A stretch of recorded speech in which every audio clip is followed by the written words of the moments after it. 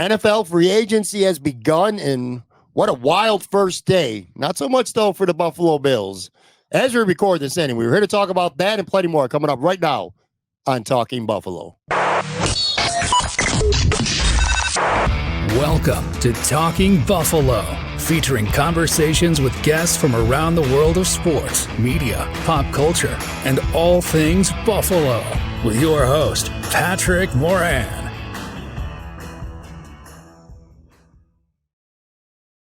All right, what is going on, everybody? Welcome to another episode of Talking Buffalo, your weekday daily driver for Buffalo sports talk and more. My name is Patrick Moran. Thank you, as always, for watching, for listening, for following, for subscribing. Appreciate y'all very much. I'm joined right now in studio. And by the way, this episode is presented by Imperial Pizza. And if you're watching us on the video side, you might think that this episode is presented by Canisius High School. Like I got a lot of Canisius going on right now. Look, I'm coming like Pucks, almost straight from what's up? Almost straight from practice. Like had to get to a basketball practice right after the Canisius practice. No time. But if I could draw up a night though, like a back end of my day and how I want to spend it, in my aging years, today would be it.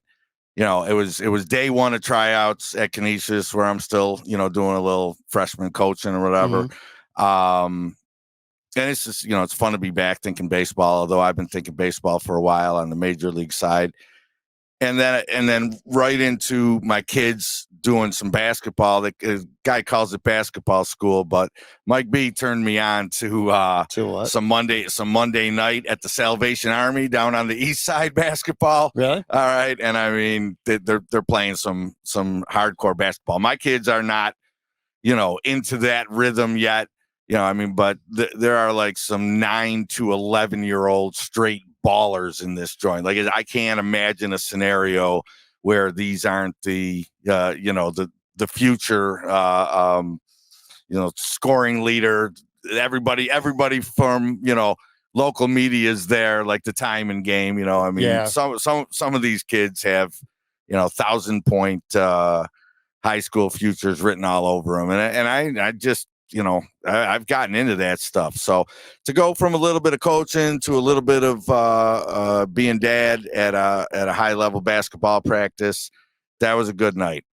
So that is why the long way to why I'm still in, some Canisius gear. Had no time to change. I miss being into local sports. I really do.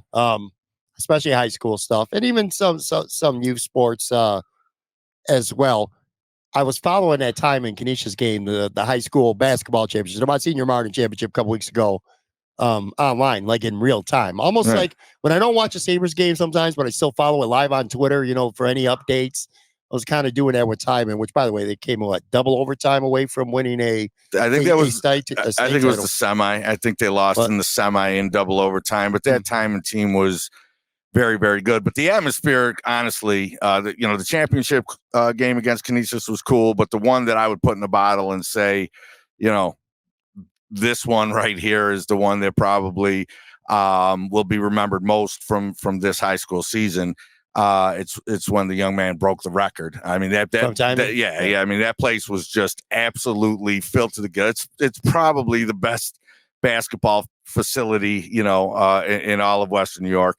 And it was full, and it had a ton of media, and it had a ton of energy, and it was also the two best teams, local teams, big schools as well. So, yeah, I mean, what happens for me is when the girls' season winds down a little bit, and I, stop getting playoff games, then I kind of switch although I still go to the girls' games too. I'll spend both days at Buff State.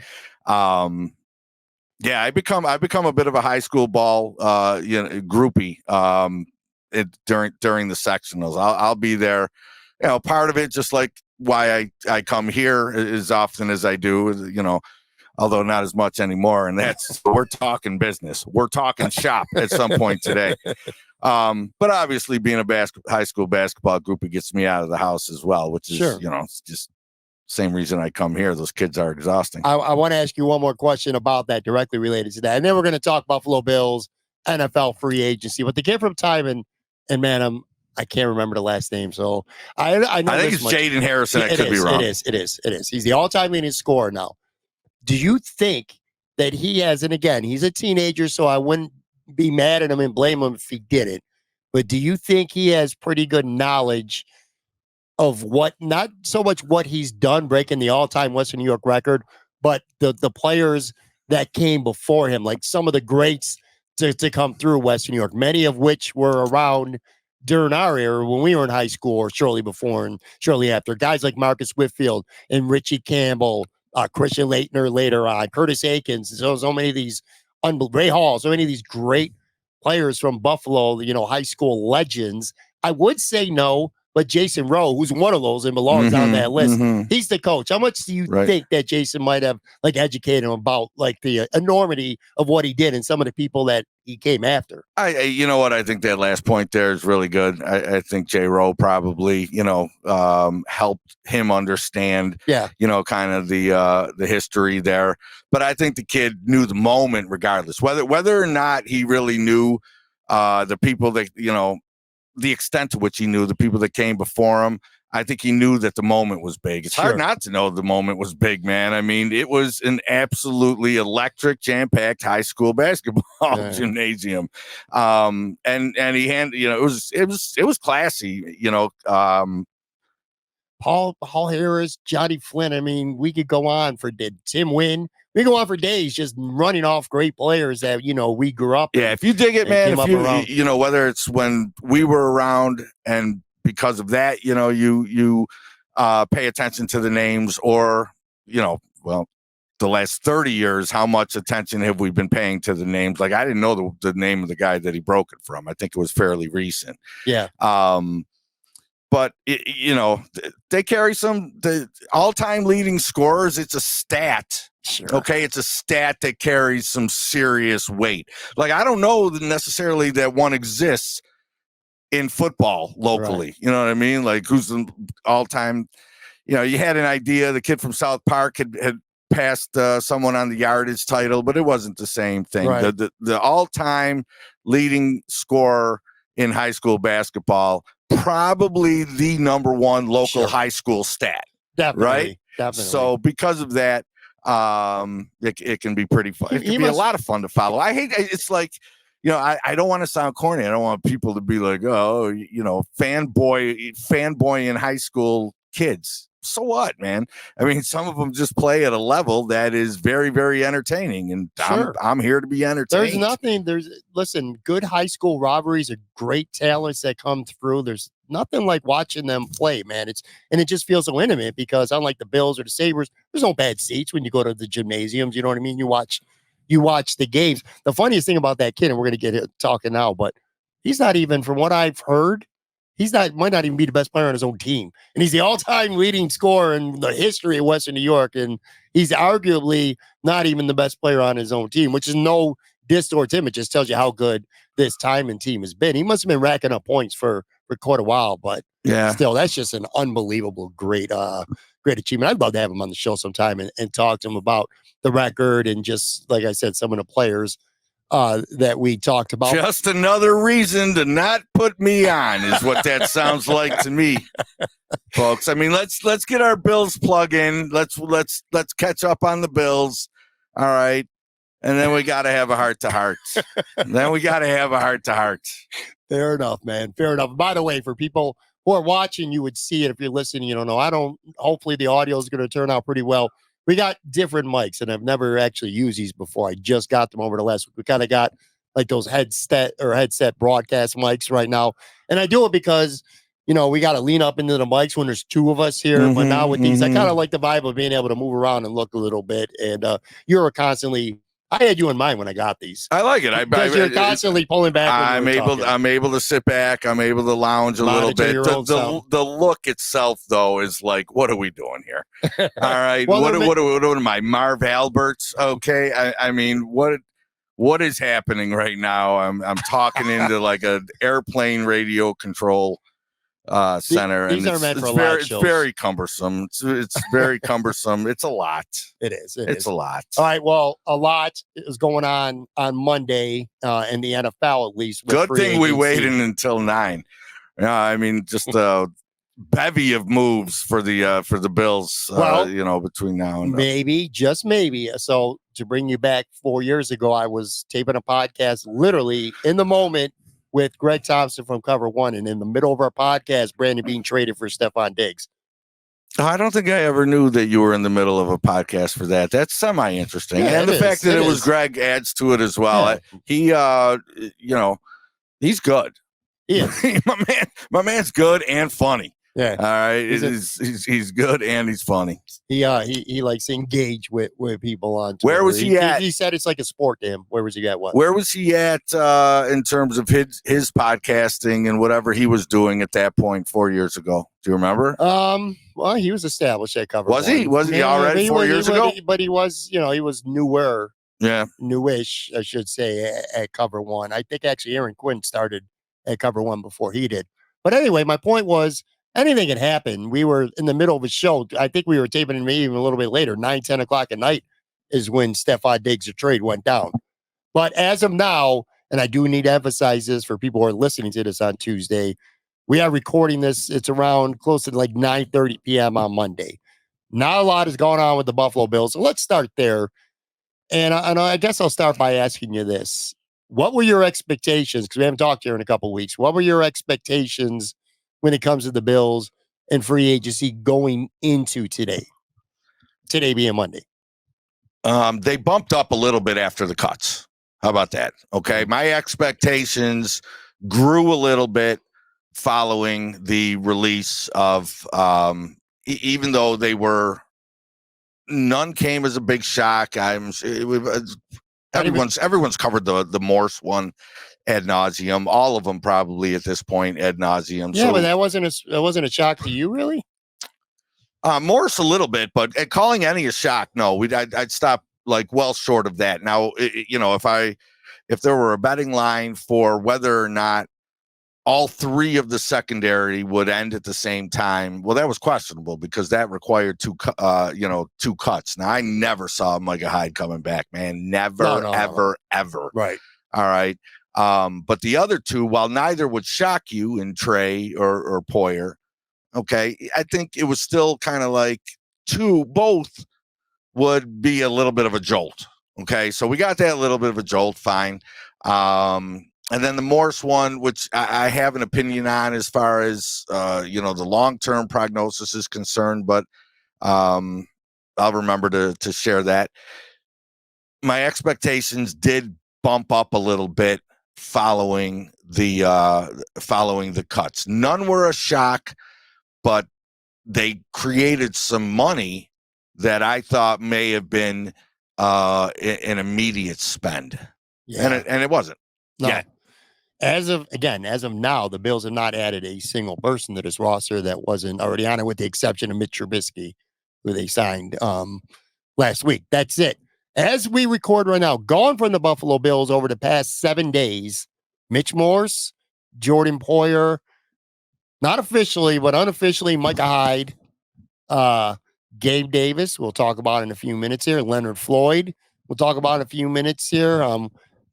Trey White, even though we don't even really need to count Trey White because I don't think he was going to be in the plans at any point. That's a lot of guys, man. And that's, those aren't all washed up veterans. If you want to call Micah Hyde maybe a washed up veteran who just didn't seem to have anything left there to the end of last season, okay.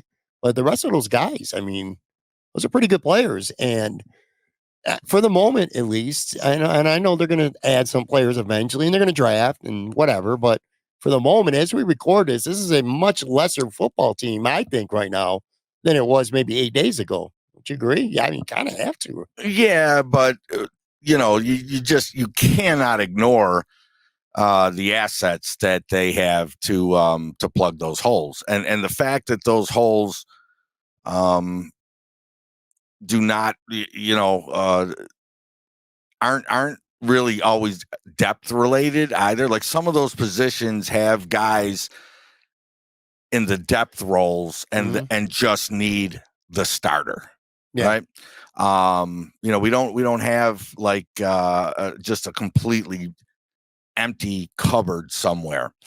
And that's even true of the defensive line, where there's been, probably the biggest amount of losses or lack of re-signings. It can all just be brought back to last year's level, all right, with an asset that's available to them right now. And some of that is the draft, and some of that is some freed up space. These guys are going to be replaced, some in the next, week or so in free agency, and then some in a couple months. There is no part of me whatsoever that looks at this Bills roster and thinks that it is any less equipped to contend for a championship than it was last year. And that is the overriding part for me that makes free agency and the draft an extremely calm exercise. They're gonna be in the talk for a championship again. They are smart enough with their money, while aggressive sometimes. They're smart enough with their money and their team building that I just don't see that being in question, and that should be very comforting for anyone who gives a shit about what I have to say. It's pretty obvious that Brandon Beane has decided that this is going to be the year. There's not going to be a lot of can kicking. There's going to be a minimal amount of can kicking the can when you need to kick it. Nothing. But more, isn't that reason less. obvious? Isn't the reason why he can't kick in the next year obvious? Well, yes, but he can. I'm not advocating that he does, just so we're clear. All right, but just so I want to see this through, I'm going to put you on the spot. Okay. What is next year? What makes it so difficult to kick the can to next year? What makes it so difficult to kick the can the next year? Yeah. Well, I think actually next year they could. The problem is like save certain players. Like if you kick the can to Stephon Diggs and you restructure his contract, you're married to him for an extra year. Yeah, now. You're onto it with where I'm going with Diggs, but not exactly the same. I don't think kicking the can with Stephon Diggs is even in the conversation, man. Well, all right, I agree with you now. As far as I'm concerned, this team knows. All right, it's got one good year of Stephon Diggs left, and they probably don't even have necessarily one good year of Von Miller left, but they're married to him for one more year. Right. The reason I believe they're trying to kick as little money into next year as possible is because they know Miller and Diggs are going to create, even though it's finally affordable, right? It's like this year, it's not even possible. No. Next year, it's at least, it's feasible. All right. Along with the Sabres buying out Jeff Skinner. Give me those three feasible scenarios. All right. But even with it being feasible, it's going to be two big ass dead cap cuts or cap hits. Yeah, for sure. And that's why when they're being careful about, hey, we're converting 16 mil of Josh when maybe 7 more or something like that was available to do. That to me, okay, it's those two big dead hits that I just don't see a way that those aren't what we're getting. Right. All right. Those two big dead cap hits loom large. To me personally, I think the biggest W of the last week for the Buffalo Bills isn't an addition. Like I said, Mitch Trubisky so far as we retape this is it. I don't think it's a re-signing, although I do like I actually like all the re-signings right now. And I know. I mean, you've raved about just about everything. So I was really interested to see which one rose to the top because you've been straight out. Love this. Cam Lewis, love it. You loved Cam Lewis. You love the Cam Lewis. You everything they've done so far, you have kind of gone with a subtweet praising it highly. I don't love Taylor Rapp, but I'm cool with that. You were a little I like this role. I like this role last year. But I think the biggest W for the Bills right now is that they got Von Miller, regardless of what their true intentions were, what the reasoning is behind it at the end of the day.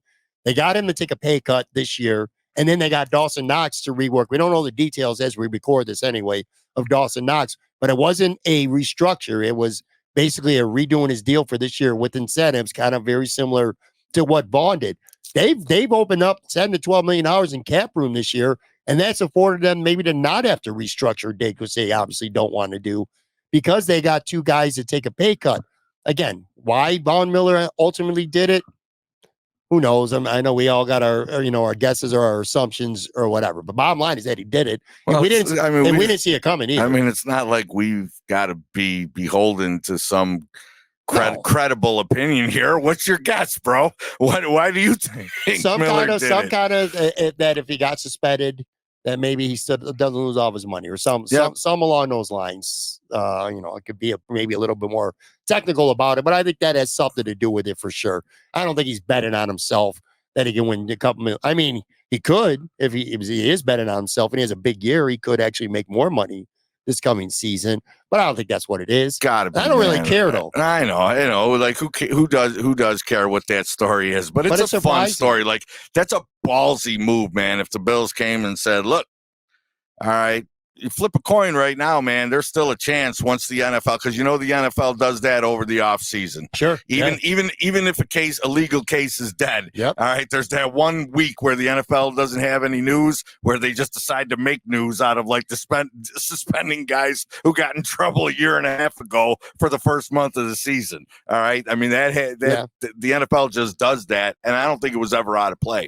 But it was unexpected. The contract renegotiation was unexpected, but the idea that Miller could eat a suspension and the Bills could go heavy after like a ton of the signing bonus. Mm-hmm. All right, if the Bills had the balls to hold that over Miller, to get him to restructure in a way that that's a cut but guarantees that that they won't come for the money. I mean, that's like beautiful. Yeah. I'm sorry, but that's masterclass shit. I want to believe that it's true, because to me, it's like, good, man. Get that money back, get it to break your way. Hold that, female abusing 5-tackle dude to the feet to the fire. I'm all for it. Instead, the narrative became, look at Bond. Boy, does he want to win. That's what I was going to say. Boy, does he want to win. He wants to be a GM. He wants to be a GM. Come on. The least controversial theory is that he wants to be a GM some days, doing the Bills a solid. Brandon Bean will reward him. He'll be assistant GM Vaughn next year. None of that's happening to a guy, all right, who's got 2 accusations of abusing his partner. Yeah. None of that's happening to that guy. Or I guess we just, conveniently forgot about that, that we all wanted him cut, and we all had a million reasons why he should be cut, which were ultimately all related to the fact that we wanted to save the money. But now we'll go back to cheering for Vaughn and whatever. I made my peace with that a while ago, but I did not like watching him be praised for his will, his want to win, his will to win, or anything like that. Honestly, man, even if he did it because he wants to win, which I think is total horse shit, I still don't care. Right, still don't care. It was a pleasant surprise. Knox was a pleasant surprise, because I don't think Poyer was a surprise at all. Trey White, I've been saying this for months. Anyone who was paying attention to this football team, where was there a path for Trey White to be playing again at that salary when you got Benford at like $1 million, who I know you're high on? Oh, I love Benford. And Rasul Douglas at less than pretty much about half of what Trey White was going to make. Man. You want to know why I couldn't figure out what the move was with Trey? Because I think this might just be true in season or something. But I didn't think they could cut a guy that was injured. 100%. So the trade part was always clouded for me. I was like, all right, well, he's got to at least get back to camp and get healthy or something like that. And I probably should have, paid better attention or something like that to the fact that he could be cut during the offseason if injured. But I didn't. So I wasn't, I didn't know. Trey came as a surprise. Poyer didn't. Trey came as a surprise. The fact that it was done on the same day, certainly gave off some feels. Sure. That was a lot in one day. Wednesday. I mean, yeah. Individually, each maneuver didn't, except for Morse, was not really much of a surprise, and in some cases expected. It's just the totality of it all in just one day was just a little bit wild for me. But anyway, all right, onward to Monday. Day 1 of free agency, again, late in the Monday night. So far, the Bills have done nothing except re-sign 2 of their own, and they extended Dion Dawkins, which, by the way, it was it was not a surprise that he got extended. I mean, I've seen lots of people who cover the Bills say this was likely the whole time. He was cryptic, trolling, fucking around a little bit on Twitter. Do you care? I mean, and if you weren't on Twitter for those 5 minutes, I mean, that's the thing. That's the thing. Yeah. The thing that made it so, out there is the fact that at the start of free agency and stuff like that, people are just like this on Twitter every second. You know what I mean? Yeah. I mean, come on, man. There was 10 minutes between. I know he did the little tease over the weekend or whatever, but in reality today, there was 10 minutes between the between the troll and the truth. Right? Yeah. 10 minutes. Got 4 tweets out of me. That's it. You got 4 tweets out of me, man. That it progressively went from everything. Oh my God, 4 tweets out of you every time. And look, I like to interact with you and whatever, but every single time I roll my thumb down, there's fucking your mug. All right. Rob Johnson laying face down on the, I mean, I always thought that was Rob. Is it Rob Johnson? Joe's Rob Johnson picture. And then usually like a Mike Harrington face. Those are my 3 pictures that come up every time I scroll. Pat, Joe, and like Mike Harrington. I figured it out on my own before Dion came clean. I'm like, this has got to be a troll. Because I remembered, dude wrote like this long borderline novel, really well written and very emotional about how he feels about Buffalo in the Players Tribune. And I'm like, he's pretty much just saying, peace out, Buffalo has been real. I could have ranch. Now I'm like, hold on a second here. He might have fooled me for like a half minute, and he fooled a lot of media people too. None of it jive, man. It was made. No, do I care? Do you care that he did? Oh no! Yeah, I was surprised at Shope and Bulldog today. They touched on it and we're both kind of like, they're annoyed? A little annoyed by it. Or like, what's the purpose? What are we doing here? Yeah, I like, it was funny. Hey, look, man, if it was funny to Dion, then I say do it 100 out of 100 times. Whatever you can do to make yourself laugh, especially at the expense of others. All right. I say do it. And the guy's always been playful like that. Yeah. I think what's messed up? What's messed up somewhat is that by doing that, he kind of buried the lead. You know what I mean? Dion's here for 3 more years, and he's one of the best offensive linemen in the game of football, one of the best tackles in the game of football right now. 3 more and years. One of the, he's passing your Wolfers and your Ballards in terms of, franchise lore. I mean, this is these 3 years, we're getting into grown man Dion, 30s. And that's fun, and that's cool, man. I mean, Dion's cool, and it's almost like by freaking everybody out, he buried, like I said before, he buried the lead with it being, my God, it's so awesome that Dion's back. I think what might have fooled some people a little bit more than normal would be the fact of who they cut over the last week, saying goodbye to Morse and the Foyer and the High. Well, Morse especially. Morse got people like, what are we doing here on the O-line? Right, exactly. And then at 12:01, there's not a big signing. You know what I mean? There's no rumors. They're not linked to anybody like that. So maybe that lent a little more credence. But yeah, so he's back 3 years, $60.5 million. I don't know, as we record this, I don't know the how much of that is guaranteed. But yeah, man, that's just who Dion is. You can't be mad at him for that, but then you love him when he's talking shit about the Jets and things like that. I actually liked that less than I liked, him trolling fans. I mean, whatever. Doing a podcast with no shirt on. Actually, Sauce Gardner doing a some with no shirt on. That's awesome. Yeah, that was actually really good. I love that shit though, man. But I don't think he needed to call them. Right. It was, I can't remember what he said, but it was harsh. So he kicked out. He gave the Bills, I don't know how much yet. I haven't seen him reported, but the Bills got some extra cap room from that. But again, that was not surprising. Plus, even if they did restructure or extend him, I should say, Dion Dawkins was never going anywhere. So that's not really news per se. But the Bills did re-sign 2 guys who I do like. We'll go in order, I guess. Cam Lewis is a guy that I low-key like. 2 years, $4 million. What I want to know, and what I'm sure a lot of people are wondering about, is Cam Lewis re-signed to be that backup safety, backup slot corner, because Ron Neal's gone. So now So he's definitely that backup slot and a really good special teams player. Or are we looking at maybe your next starting free safety for the season at just $2 million? At Taylor Rapp, Cam Lewis, last year, 2 depth guys. Now this season, 2 guys who might be your starting safeties. You wonder about that? Do you think that's a legitimate possibility, or is this the guy that they got on the team because he could be a little Swiss Army knife and do a lot of different things? I caught about 47% of that because I was acting like I was looking to see if anything was breaking on the Bills, but I wanted to see the health of a couple deep minor leaguers in my fantasy pool mostly.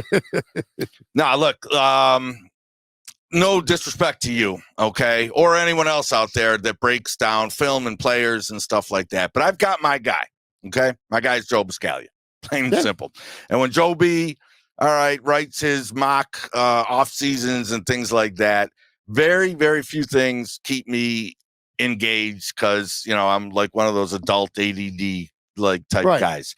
But he broke down, you know, the Cam Lewis's potential return and just how many different ways the Bills can use him. And once I see something like that from someone that I have, you know, high regard for, I'm in. I'm in. Understood. All right. So yes, Cam Lewis liked it a lot because to answer your question, no, my man ain't going to be the starting safety. Okay. Someone is coming in. Someone is joining. Right. Someone is joining this team. Okay. No, not someone. There are 2 safeties to be added to this club before they go to camp. And I'm talking 2 safeties that will see time in week 1, most likely. All right. And then maybe, you know, a more gradual one. I think there's still a free agent out there to be signed. And I think that there's likely a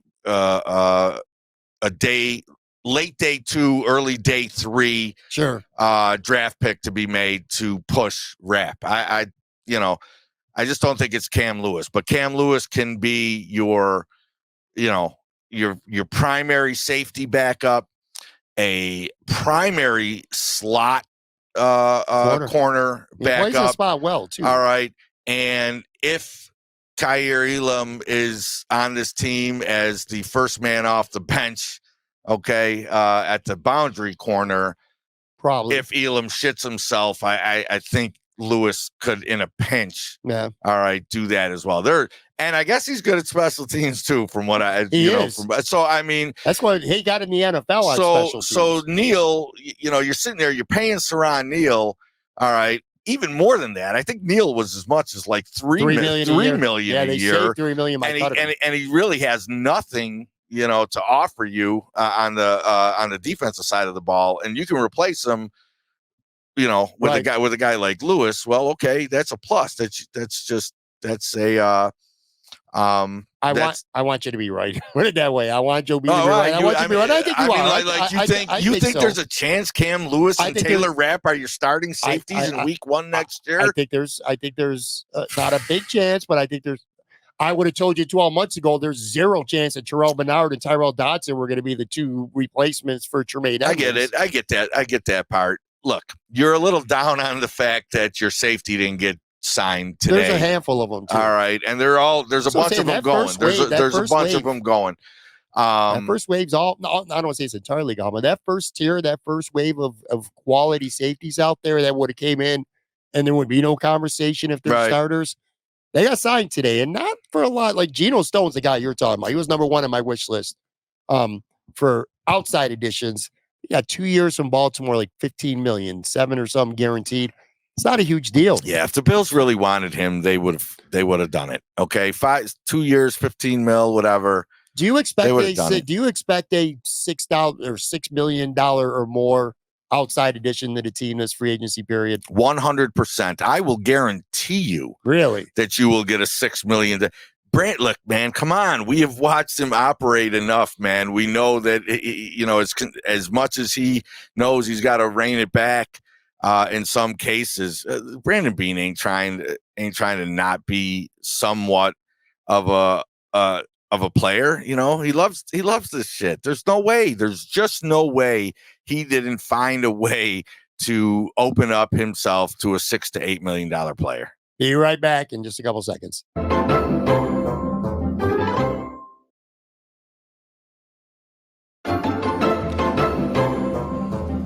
All right, I'm back here with Tone Bucks. What's up? I just want to add to just before the break there. Okay.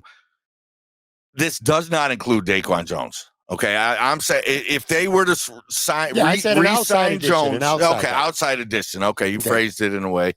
Have you paid attention at all? I know you've been running around. You had baseball practice. You said you went to basketball at the top of the show here, so you probably haven't been on Twitter a lot on Monday. Am I right? I'm still on Twitter. Right, well, the only time my phone is down is during. I wouldn't even know Daquan Jones was in the NFL right now if you followed his Twitter.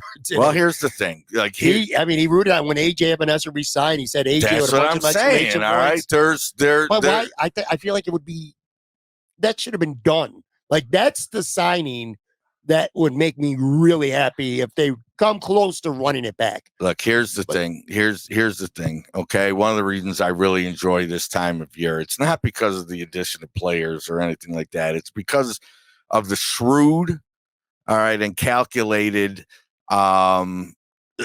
business side of this thing. Now, I alluded to it earlier. All right. If in fact, and it could just be the way, excuse me, I want to see it or something I want to believe with Von Miller, and I'm totally wrong, and I'm fine with that. And the same is true of Daquan Jones. But, look, they have to do their homework. Like the Bills know that somebody out there is prepared to just go big for Jones on day one, or they're not, and they play that waiting game. You referenced the Poyer last year's, Poyer wait out. What player were you referring to that being this year for the Bills? Was it Jones? Yeah. That's a good take. Yeah. All right. That actually ends up being see what's out there. Yeah, there's not a lot out there. That actually ends up being possibly dead on. Look, my man's coming off a torn back, yeah. Upper muscle, it wasn't a bicep or tricep. You're right. It was a pec. Yeah. It's still bicep, tricep, pecs, right. Just a bunch of areas that I put absolutely no work into. That's tough on the wrong side of 30. He came back and he was not the same player. The first month of the year, he was all pro level Daquan Jones, I feel like, until he got hurt in Jacksonville. He came back, he was all right. He was better than the ball Joseph or better than Poona Ford. Sure. But he wasn't nothing like what he was the first month of the season. That's a factor. I mean, is this a scenario where the fans and the media want him back more than the Bills? I think they're letting him explore. It could be. Again, man. how much I could be wrong, but how much interest is he garnering right now? We're talking to teams. He's literally on Twitter all day Monday. It's the Bills' job to know how much interest he's garnering or about to garner. Sure. All right. It's a lot of garners right there. I'm not even 100% sure I know the word. My mindset is get a couple guys in the draft. It could be early as a second round, 4th, 5th, 6th. But you bring AJ Epenesa back. You got Rizzo, you got Von Miller, and you got AJ Epenesa. So now you're 3 deep at end. You got Ed Oliver. If you can get back to Daquan Jones, you got your starters and your primary backup in AJ Epenesa right away. So then you just add some depth to there. I just think he's a key. But, I mean, you're right. The Bills know what's going on, which is funny because I'm sitting there panicking about, oh, my God, is Cam Lewis really going to be the starting free safety? The Bills, maybe they didn't know until recently that they were going to cut Jordan Poyer or Mitch Morse for sure. Maybe they went through their finances and said, all right, these are moves we got to make. I feel like they knew within an hour of the end of the AFC divisional game against Kansas City that Micah Hyde had played his last game. I mean, Amanda Hyde posted on Instagram, literally, what was that, a month and a half ago now? So they've known that they're going to need a safety for quite a while. So if you have any confidence, I guess, in Brandon Beane, which I do, and I know you do, and I guess, I'm not panicked either. I'm just saying, you gotta, I hate saying trust the process, but I kind of feel like Brandon Beane knows that there's a hole at safety, and he's known that there's going to be one. So I don't know. I hate not knowing what's going on or what they're up to, man. That's the fun. Yeah. You know, watch it all unfold a little bit, and then, I mean, that's the mastery of the machine that is the NFL, and they keep, jerk offs like you engaged, and there's really like no reason to be. And then they'll roll you right into the draft, and the only time they'll lose your attention is for like Some 6 OTAs. weeks in the summer, man. That's it. Let me ask you this about AJ Epenesa. So he resigns.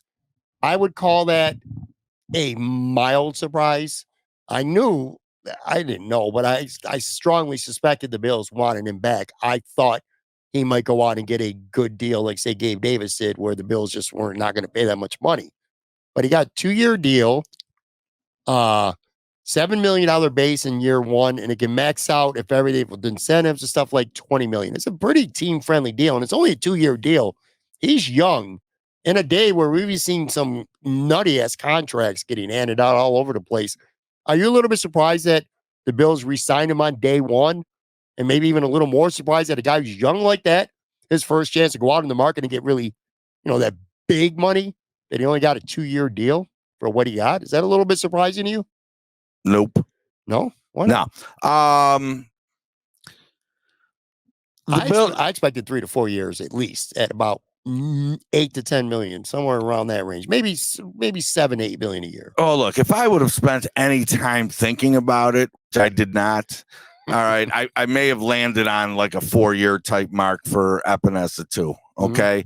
Someone could have gone out and been like 3 years, 30 mil. Okay. And I would have said, whoa, but all right, well, that's that. Right. I didn't spend the time gauging the market. I know that there are like not local, but local guys will lean on them. I know that there's like 1 or 2 places out there that will project free agent contracts and be pretty good at it too. I don't know if Epenesa's came in higher or lower than maybe what that spot track projection may have been, but I'm fine with the re-signing. I like the term. I like the term for Epenesa too. I mean, I'm sure he's when it wasn't there at like say 8 or more, for the long term, it's kind of like, okay, well, every year I've trended up. Okay, I signed this 2-year deal, and if I keep trending up, then I'm in my prime heading into free agency. And really, what you got to get to, man, maybe 8 sacks. Yeah. Right. Once you're an 8-sack guy, once you're 8-sack guy in your prime, then all of a sudden, the suitors start to come. So great deal for the Bills. Good deal for him, and much needed quality options on the on the edges now to go with Rousseau, because we know. I mean, let's be honest here, man. Vaughn is going to be a pass rush specialist. He's going to be a pass rush specialist. What we really did today, we re-signed our other starting defensive end. Yeah, right. Sure, is it not Epenesa and Greg Rousseau? It very well could be AJ Epenesa. He's gonna get plenty of snaps. Kind of reminds me of DeQuan in a way, because I thought last year, and it's just such a familiar theme with the Bills the last 2 years now, but injuries. AJ Epenesa was playing at a really high level until he hurt his ribs on an interception in Kansas City. He was having a good season. Yeah, he came back, and then he was a shell of himself. I don't even think he didn't have a sack after the Kansas City game when he came back from the rib injury. But he had 6.5 sacks relatively early in the season. He was 2 interceptions, a touchdown. He's playing some really good ball. So, learned how to use his wingspan to knock balls down, and an athlete out there. Yeah, man, a lot of good things. The only thing that always makes any sort of defensive line re-signing sort of questionable is when it mattered most, we did not affect the quarterback. No. So that's why I fight with that out every week about that. I get it. And look, when you keep bringing back the same guys and expecting it to change, it's it's worth a Sure. little bit of They need some new blood. a little bit of caution, but Sure. it's cautious optimism in the case of AJ Epenesa. He's a starting defensive end in this league, even if it's only like as a 2-down guy or whatever. And we just got him for 6.5. That works, bro. That works. There's 5 guys that I really wanted the Bills to re-sign, 5 of their own, and they've gotten a couple of them already. I wanted Cam Lewis back. I wanted AJ Epenesa back. Jaquan Jones is still my number 1. And Ty Johnson, I'd love to see the Bills re-sign him. You know, these guys are getting killer money in the market right now. Today, in the running backs, I'm great with Ty Johnson being the number 2. I thought it was a role that he played really well. So I guess we'll see what happened. I can't even remember. I said there were 5 guys I wanted. Oh, Taylor Rapp. I was down with re-signing Taylor Rapp. We'll see. I do think Taylor Rapp is the starter. I think he's Jordan Poyer now. I think the contract doesn't guarantee he's going to start, but it feels to me like that was a starter contract, getting a 3-year deal, which I'm fine with. I mean, again, is 2024 Jordan Poyer better than 2024 Taylor Rapp? Probably not, you know, at this point. But at the same time, there's no way someone's not pushing Rapp. Yeah. All right. Someone's pushing Rapp. I think, you know, it's going to be a third or what do we not have a third? It's going to be a 4th or 5th round safety. It might even be higher. I could see a second. I could, depending on what they do in free agency, maybe they draft a safety as high as the 2nd round now. Especially that they brought AJ Epenesa back. Yeah, if they don't go the free agent route, then yes, I think the 2nd round's in play. I expect them still to sign a free agent safety. Okay. I think we could say free safety too, because I think for sure. For the first time, and you know, since the Hyde Poyer era, where they were always interchangeable, I think we may be going to a true free and a true strong. I agree. And someone I don't know who it is. I can't give credit to somebody who I don't know, but I was like, well, who's going to be that third safety when they run that defense that they ran a lot last year? And then someone brought up a really good point. Yeah, Milano and Bernard might both. Milano and Bernard are probably ain't coming off the field much at all. So points you should have thought of before you send on that tweet, bro. I seen that. All right. Hey, look, I don't mind the idea. Look, I don't mind the idea though of being able to put a dime out there though. Sure, if you know what I mean. One or 2 linebackers are banged up. I don't. It's a good flexibility to have. So I didn't hate the point, and I like it too. Like if by chance, you know, they were to end up with 2 starters, and I liked Rapp for that role. I worry about Rapp, you know, if he's got to cover a lot of space, and I worry about his temperament a little bit because he's known. I'm in the mode right now to take the hit. Where I'm following in live. Like I said, we're recording this, and I'm following if anything's going on live. Mike Edwards from the Chiefs, by the way, is a safety, probably of the ones that has not been signed yet. He's probably my favorite one. So you did say you would be willing to bet that the Bills are going to spend $6 million or more on an outside guy without naming a name, because this might be old news 12 hours from now. They might have already done that, or something might go down, a trade that we don't know about as we're recording. But give me like maybe the position, if not the player. Like, where do you think Brandon Beane's going to say, all right, this is a spot where this is worth investing $6-7 million in? Well, I also think I get credit if it's a 1-year, $7 million deal. I don't see. That's definitely something I don't see happening. I could see. You crazy? You could be right. No, because now you're $7 million against the cap for 1 year. Yeah, sort of. All right, sort of. I know what you mean. You can make a voidable year, even on a 1-year deal. So you're right. Never mind. I think you're going to see a Leonard Floyd type addition. All right, which would win me, you know, my argument right there. Mm-hmm. That would be +6, or you know what I mean, whatever. It could have an out. It could have, you know, some deferrable stuff or whatever. It doesn't necessarily mean that it's going to take place at defensive end. I think it might be more likely to take place at safety. What about receiver? What do you think right now? A receiver, the Bills are thin at receiver. I don't see the $6 million plus guy that I'm saying will happen. I don't see it being a receiver. I see it being a defensive end or the safety. I think the $6 million plus guy will come from there. Defensive line or safety. I think it's possible that it could be a tackle, especially if Jones walks, then it's a tackle. Then it may be a tackle. But yeah, there's no way in hell. All right, I see free agency. I'll even go up until the draft. I won't even say that it'll happen after the draft. There's no way possible.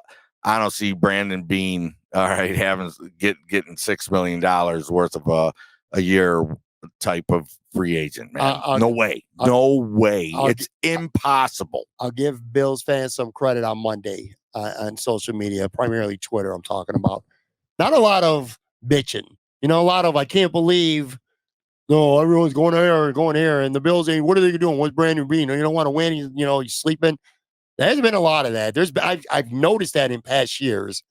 I mean, again, I think more people were more prepared this time around, and they believed when Brandon Beane said, what was going on financially. But the behavior on Twitter today with the Bills fans, actually, I can't even criticize that.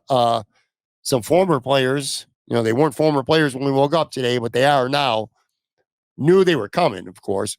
Mitch Morse goes to Jacksonville. That's a good fit for him. I like him there. I think it's a great addition for Trevor Lawrence. Then Gabe Davis also goes to Jacksonville.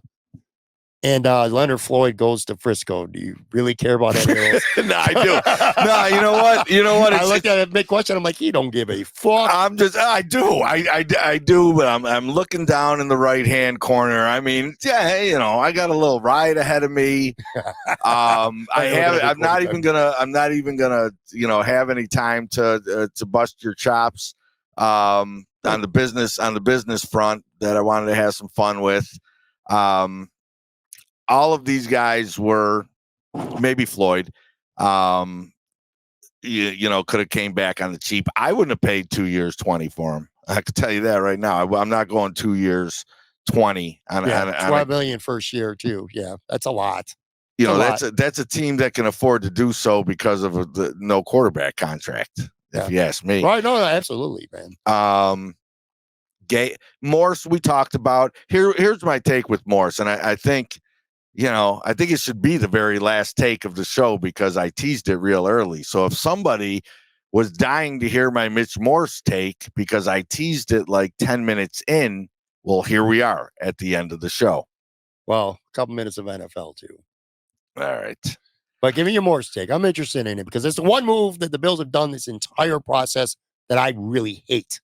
But I want to hear what you think about it. I just think I've already ranted about this. I'm not trying to get all, Brandon Beane's playing check or chess when everyone else is playing check, but I do think that there are probably 2 steps ahead here in the Morse release that we're not entirely accounting for or privy to.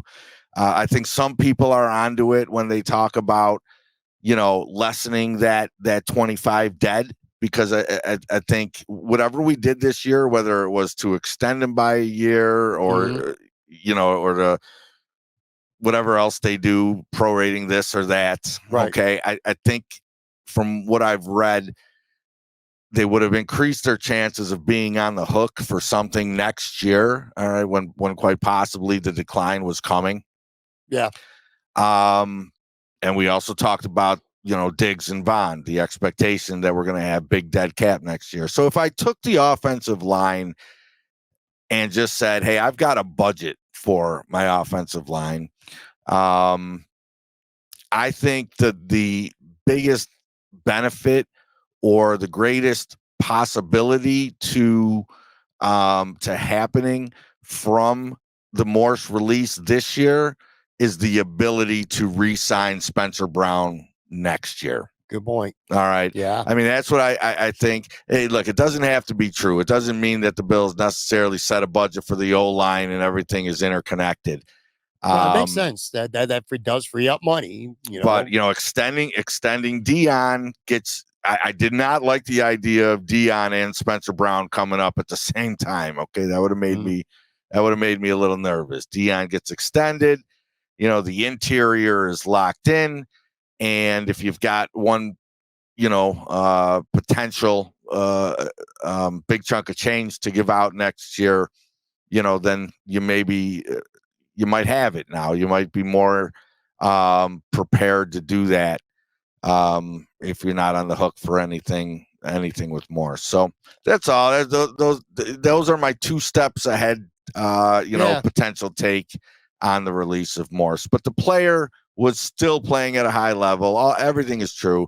My God, the guy in press conferences and the way he talks about football and the locker room and as good as they come at that, bro. Yeah, I mean, as good as they come at that, it will all be missed. That's a tough financial decision to make. People say the cap's not real. I would point to Mitch Morse and say that the cap is real. The bill comes due.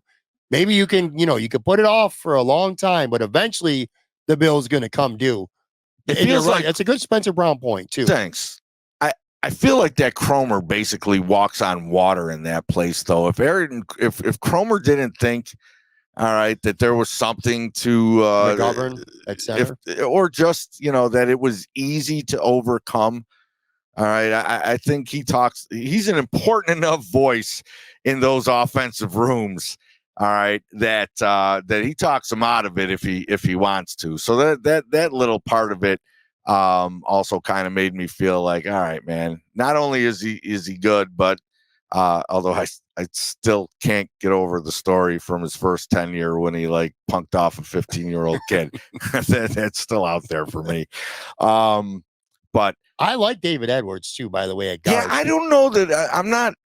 I think it's possible that the Bills, because of the fact that they didn't have an immediate replacement at left guard, okay, if they slide McGovern over, I think the idea that it's going to be Edwards getting the first crack might be a little premature.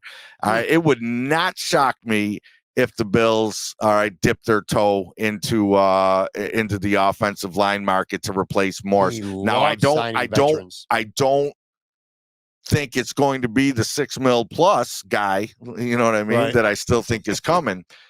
But because then it's just like, well, why did you just keep it with Morse? But I'm not ready to call David Edwards the starting left guard yet. I think they may have just tried to cut a little bit of the expense there, but may still be in the market for a quality starting offensive lineman, interior. On the record, they have said he'll get first crack. They didn't anoint him the starter. Yeah, he's but got starting experience. He was a starter on the Rams. Who had the McGovern to center other than Tim Graham? Nobody. Okay, so that's just somebody telling Tim Graham McGovern to center, David Edwards getting a crack. Yeah. Where did the Bills say David Edwards gets a crack at left guard as opposed to that's true? Someone right. just saying we're going McGovern to center. All right. Obviously, the McGovern to center was to ease fans' angst. Okay, nobody slipped. Okay, whoever came out to say McGovern's going to center, that was to ease fans' angst. And it's sensible because no one would have suspected the Bills are going to cut Morse and move McGovern to center. You would have said they want to get younger and cheaper at center. Conor McGovern's only played 100 snaps in his career in the NFL at center. He played some at Penn State. I don't know. Everything you say makes perfect sense about maybe his play is going to decline, Mitch Morse. Then also health concerns and the money for Spencer Brown. I agree with all that. My only thing is the offensive line for the first time in the Josh Allen era was really good. And they played every game together. Nobody got hurt. All 17 games together. There's 6 top offensive linemen who are out there. Ryan Bates, not even one of them. I think maybe Ryan Bates, by the way, getting traded as well. Maybe Mitch Morse is cut. Sure, okay. A lot but more again, I go back to Cromer, man. I go back to Cromer. If Cromer doesn't want those, if Cromer stomps his feet about those, yes. Okay. Yes. If he, man, yeah, your offensive line coach is not in favor of those moves or can't see the value of those moves on the back end. I wonder that you make them That's both. a fair point. I just don't think I don't think Cromer loved either player. Okay. All right. It could be because if he did, I think that player would still be here. Morse struggled some at times too, by the way. He wasn't a perfect player. I mean, he did. Bigger defensive tackles were having their way with him at times, pushing a pocket in the Josh Allen for sure. So, yeah, I mean, I get it. We'll see what happens on Tuesday. Maybe some people, by the time you're listening to this, hopefully, actually, the Bills may have actually added somebody from the outside. I know you really don't want to spend more time talking about the NFL, but just real quick, right. Kirk Cousins to the Falcons. He gets $150 million, $100 million guaranteed. This guy's going to end up getting $330 million. Has anybody in the history of sports ever gotten more out of money for just being okay? Then when has Kirk Cousins ever been a top 8 to 10 quarterback in the NFL? Ever? Now. Right now? Yes. Hell no. Dude, he's 35. He's coming off of Achilles. Come on. Is Kirk Cousins better than Deshaun Watson? It's tough. Well, there you go. There's your 8 to 10. There's your 8 to 10 debate. It's right around there. I don't know. It's just, that's insane money. Atlanta's going to be that. They could be that team though. Get a quarterback, competent quarterback play. They got a good roster. I got something, NFL. What? Especially with Cousins going to Atlanta. The longer Fields stays available, the greater the possibility. Now, I still think the Raiders are in play. I think they went and gave Minshew a lot of guaranteed money, though, man. Yeah, I don't know. I think it was $15 million of that's guaranteed over 2 years. Yeah, maybe they're more rookie than Fields. Yeah. There's no reason. Same thing with New England. New England's got the third pick. New England's got the third pick, and they signed Jacoby Brissett on Monday. The longer it goes, there's a real Bills story brewing, I think, in Fields, especially if Chicago can't get shit. You think the Bills potentially can come and play for him? No. But I think the Dolphins could. Really? I don't know what they have. I don't know what they have. I don't know what you they don't have. think Tua's going to get that big money? I wouldn't give it to him. I think it's a lot of talk, man. Listen, there is nobody out there, all right, that looks at that and says, absolutely give Tua the big money. I mean, come on. It's not just Buffalo. It's not just Bills Mafia saying that. Yeah. When Miami talks about committing long-term to Tua, everybody questions it. Price goes down on Fields. You just never know, man. A second tier of teams starts to come into play. I think you could see a potential possibility where Justin Fields is a backup somewhere. He might not even get a starting job. He might go to a team and be a backup for 1 year. That would be whack because Duke played some good football in the second half of the season, man. But I mean, there's just not a lot of teams. I would have said that. In fact, I could show you the text. I texted Bruce Nolan today, and I said, literally, word for word, I said, where do you think Justin Fields is going? He responded to me 3 seconds later and said Vegas. Like, literally. And then he started bitching at me about a bad trade proposal I made him in our Dynasty League. But yeah, I thought for sure it was going to be Vegas. I don't know where there's really an opening for him right now. I mean, there are some, New England, Washington, but those are teams with top 3 picks in the draft. You know what though? We got to start to put those teams in play though. I mean, is it possible Justin Fields could be had for, a second rounder? A third. For sure. You know what I mean? So, some of those teams that might have, rookies that not everybody subscribes to my top 3 rookies going to start. So anything could happen there. Giants could be a sleeper team. He's much better than Daniel Jones. Dave's with Fields. Yeah, that just literally just crossed my mind. They're in real time. Great Joe Shane trade. Burns. I mean, God, I hope. Lord, I still think it was probably the owner that made them commit to Jones after the playoffs. I don't think Daboll. I don't think Daboll wants Daboll and Shane. Daboll and Shane are smart football guys, man. I don't think they wanted Daniel Jones. Is there anything that surprised you the most? I mean, I got some of the big signings here right in front of me, but is there anything around the league that kind of like surprised you? Kirk Cousins going to Atlanta big money. That's not. I don't think that was surprising. I mean, and we heard Atlanta tied to him a lot. But is there any like one big thing or something that really surprised you on Monday? I got one. I think there's one. I mean, just what I see people write as their surprises. I personally had no expectations. Somebody wrote, "Hey, a little heavy on the running backs on day one." I'll jump onto that as a surprise. Musical running backs, man. Josh Jacobs to the Packers, Tony Pollard to the Titans, DeAndre Swift to the Bears, Austin Eckler, a Washington Commander now. Devin Singletary, he might get some shine as a starter now in New York. He got a starter contract. But for me, it's Christian Wilkins leaving Miami. I thought he was going to re-sign with them, and he goes to the Raiders. 4 years, $110 million, $84.7 million guaranteed, man. That is a lot of money. And that is a big, big, big hole for Miami. Tell you what, a team Crosby and Wilkins. They lose Wilkins if they lose Crosby and Wilkins. Woo! I know, but you know that what? That is getting after 2 the years, passer. 2 years ago, 2 years ago they had Crosby and Mack, and I remember saying the same things, and that never really materialized. Mack hasn't been the same. But dude, Miami loses Wilkins. They lost a good line. They lost 2 good linebackers already in free agency too, and Jalen Phillips is coming off an Achilles. Bradley Chubb has an ACL. They lose Wilkins.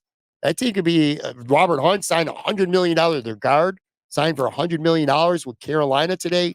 So that I don't know, man. Miami could be in some trouble. We'll see how things play out. Patrick Queen goes to Seattle. I thought that was a pretty big move. The Jets lost a good pass rusher. Brian Huff, he goes to Philly. Philly also got Saquon Barkley. Big day for them in free agency. Anyway, to put a wrap on this, I just, if you're panicky after one day, if you're a Bills fan, you shouldn't be. But you could also, if you're looking for other reasons to not panic, Kansas City didn't do shit today.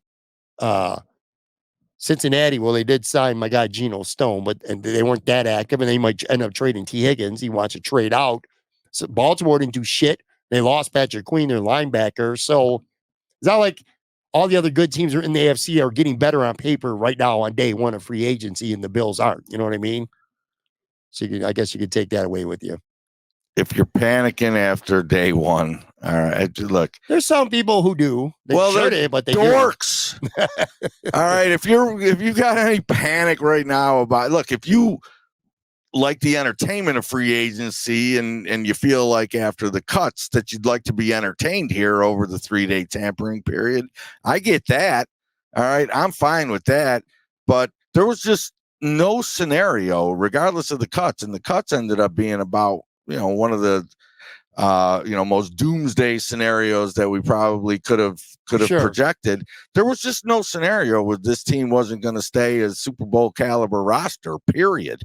And you've referred to the Chiefs and the Bengals already, but even before that, you talked about the Dolphins. Nobody in the AFC East is getting any better. Your football team is going to be fine. All right, go watch, some baseball. Let's switch the tide a little bit. Let's get off this Bill stuff. All right, and let's just become a fantasy baseball. So can we just switch this up? No, I mean, I'm just being goofy. Look, man, this fucking football team is fine. I understand the NFL is a monster and it's always going to drive the news. And, free agency is kind of fun. Maybe we'll get a guy. We'll probably get a couple. All right. Talk to me in January, man. It's going to come down to needing to win fucking 3 games in January. And that's about it. I don't see this team, falling off a cliff. I quite frankly, what I could see this team doing is just coming out of nowhere and deciding, okay, this is the year I'm about to go 14-3, and Josh Allen's going to throw for 5,500 yards because we just, decided to do it. Yeah.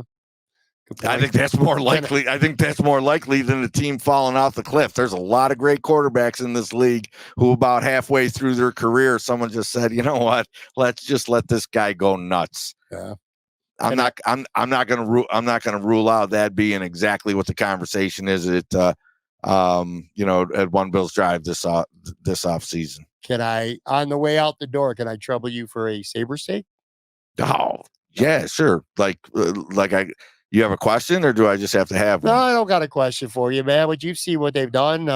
They expected trades. They made an actual hockey trade.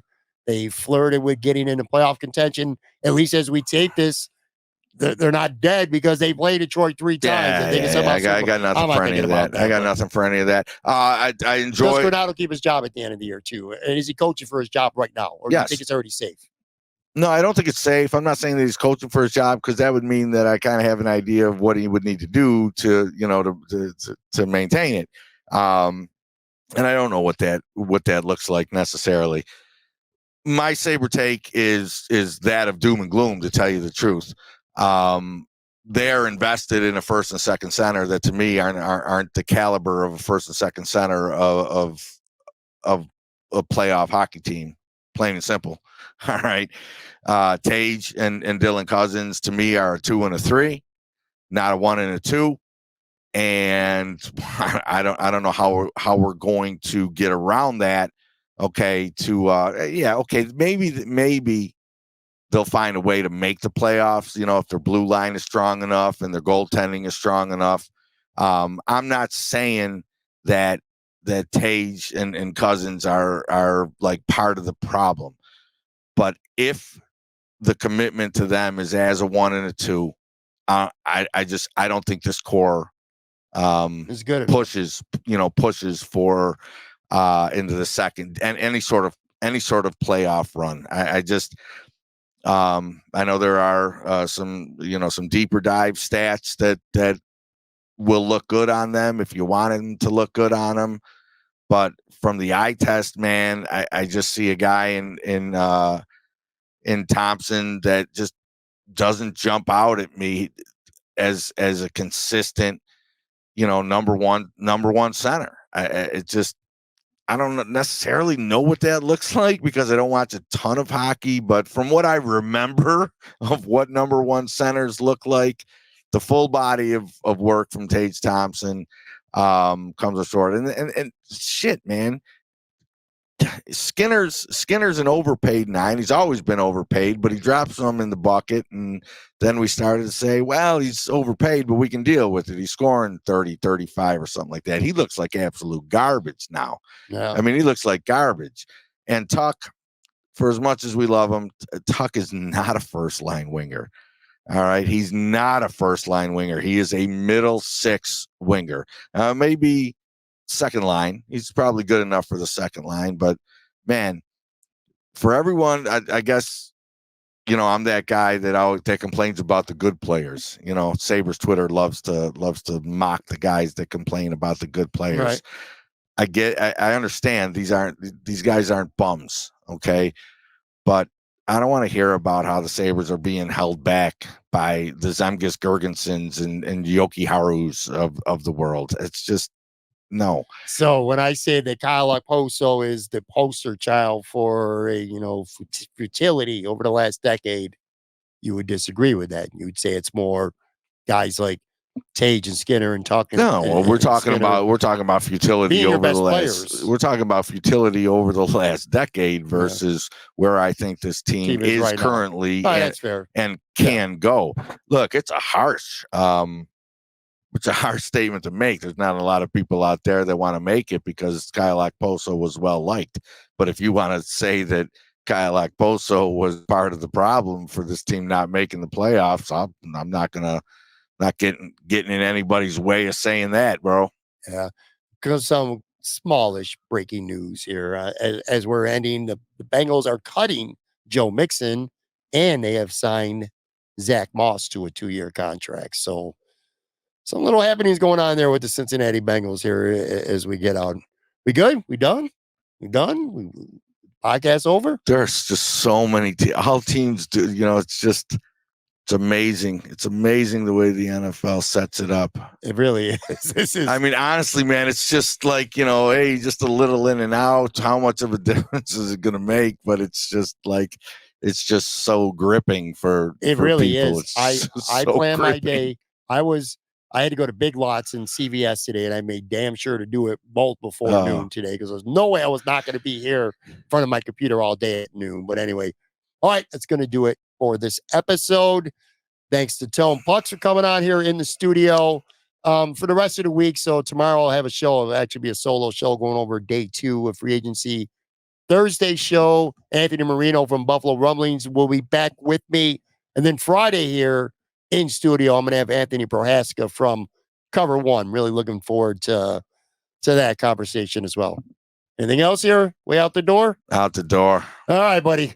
Thank you. And again, I'll be back with a brand new show. Talk to you all tomorrow.